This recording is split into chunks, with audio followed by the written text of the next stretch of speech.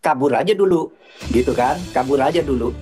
Itu sebuah penjelasan. Di dalam kita frustasi, lebih baik keluar. Dan di luar lebih mudah. Bahkan yang mengatakan ini dulu Pak Jokowi sendiri loh. Jadi itu pernyataan keras dari masyarakat, kabur aja dulu daripada pemerintahnya kayak gini kan gitu. Nah, oleh sebab itu harus dimaknai begini. Kabur aja dulu itu ya harus dimaknai orang ingin mencari keadilan susah di dalam negeri. Jangan dijawab dengan mengatakan kabur ya sudah, kabur aja sudah, itu nggak usah kembali, ngapain lu gitu. Nah itu pernyataan jawaban yang sangat jahat.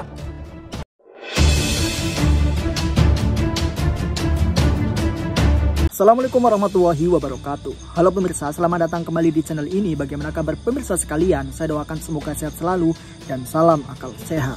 Pemirsa, viral tren kabur aja dulu. Tagar ini sangat viral di media sosial X.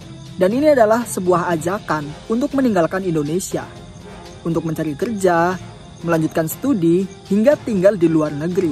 Dengan alasan kondisi di Indonesia sedang tidak baik-baik saja, entah itu kondisi sosial, ekonomi, maupun politik. Sayangnya tren ini mendapatkan respon yang sinis oleh Wamenaker Emmanuel Ebenezer, yang mengatakan hal seperti ini. Kampanye kabur aja dulu mas, itu gimana mas? Kabur aja dulu ada kampanye. Jadilah hashtag apa-apa, masa hashtag kita peduliin.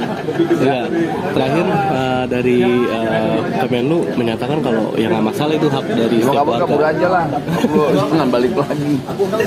Selain Wamenaker, ada juga yang berkomentar, antara lain adalah Menteri Bahlil dan juga Nusron Wahid. Terkait dengan hal ini, mantan Menko Polhukam Profesor Mahfud MD memberikan tanggapannya. Ia mengatakan bahwa apa yang diucapkan oleh Wamenaker sangatlah jahat.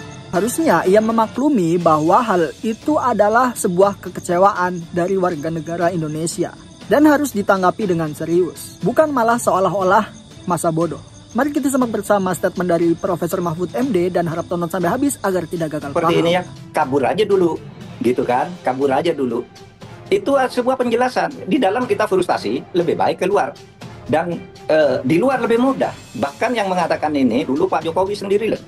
Ketika di sebuah sidang kabinet, ketika undang-undang tentang cipta kerja itu dirumuskan, itu penjelasan Pak Jokowi bagus. Kita akan mempermudah orang berinvestasi agar di dalam negeri lapangan kerja meluas, orang berinvestasi mudah.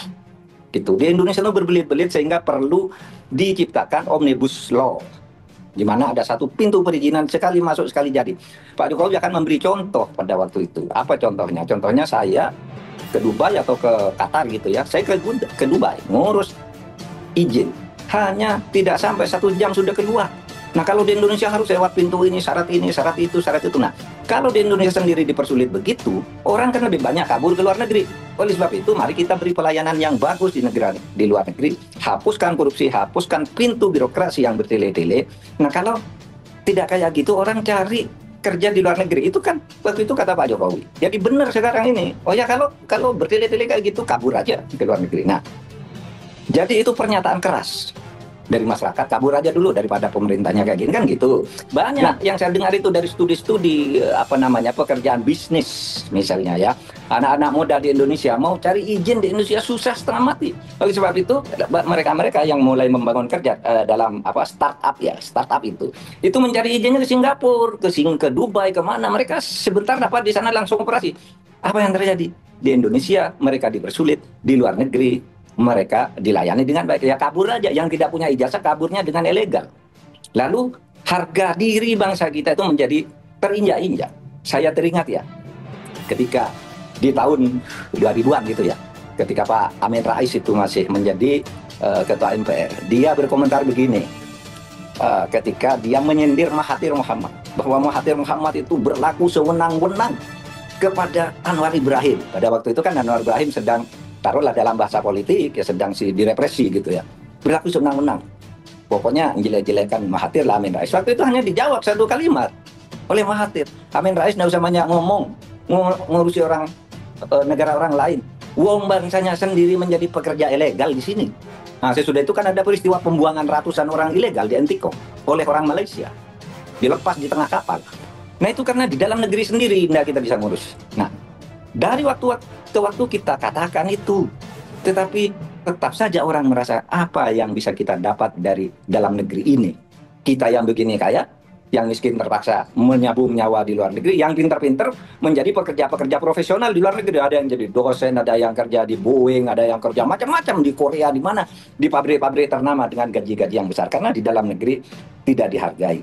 Nah, oleh sebab itu harus dimaknai begini, kabur aja dulu itu ya harus dimaknai orang ingin mencari keadilan susah di dalam negeri. Jangan dijawab dengan mengatakan kabur aja sudah, itu nggak usah kembali, ngapain lu gitu. Nah itu pernyataan jawaban yang sangat jahat. Orang mau cari selamat, kabur itu biar bisa hidup, lalu malah nggak boleh pulang. Bukannya malah sadar bahwa di Indonesia perlu dibersihkan dari itu.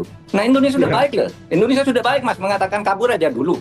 Karena itu mengikuti paham agar negara tidak rusak, saya tidak memberontak, kabur aja kan gitu kan. Nah, di negeri lain diusir pemerintahnya, Hasina diusir, iya kan?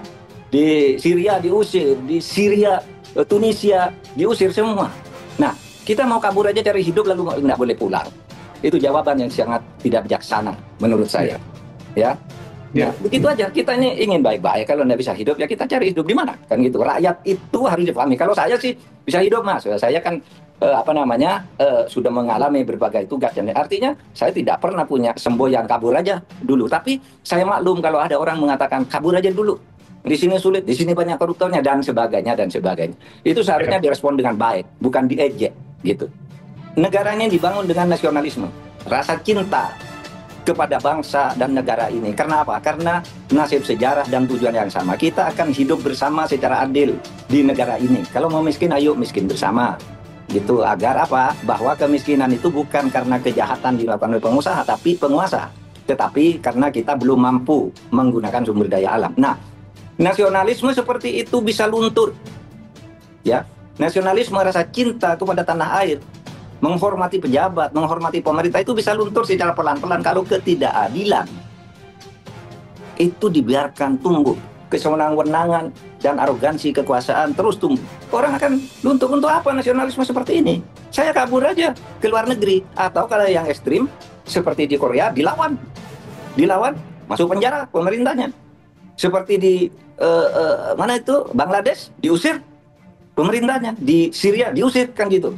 Nah, kita nih baik-baik gitu. Saya cari di dalam nggak bisa, kabur aja dah dulu gitu. Itu kan sebenarnya pandangan Ahlus Sunnah wal Jamaah itu. Di dalam NU itu jangan melakukan pemberontakan yang menyebabkan negara macet sehingga rakyat lebih sengsara.